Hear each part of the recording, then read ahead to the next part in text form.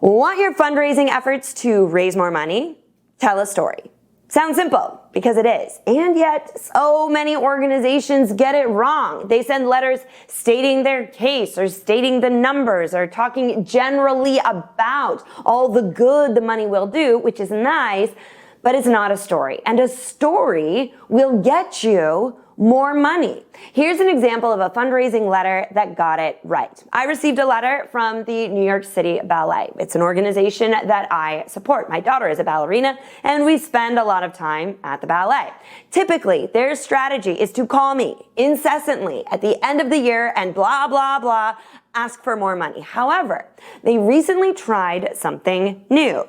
They told a story. I received a letter in the mail, but the letter wasn't signed by the head of fundraising. Rather, it was signed by one of the ballerinas whose name I've seen in the program when I've gone to see a performance. And instead of talking about blah, blah, blah, your donation helps fund the arts, this ballerina wrote something like, I want to share a personal story about how a donation like yours is the reason I'm still dancing today.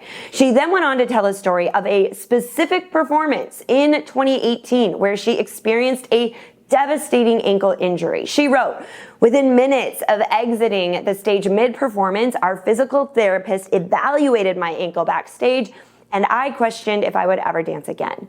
She then explained how the dancer wellness program, for which this letter was raising funds, is what made her full recovery possible. She then shared a few bullet points about the program, what it offers, the kind of information you typically expect in a fundraising letter, which was fine. But then she ended by saying, I cannot express how much the dancers appreciate and depend on this robust array of services, and your donation helps us continue presenting ambitious performances night after night. And suddenly my donation wasn't just going into some vague pot that sits beneath the stage at the theater. My donation felt like it would be going straight to support a ballerina.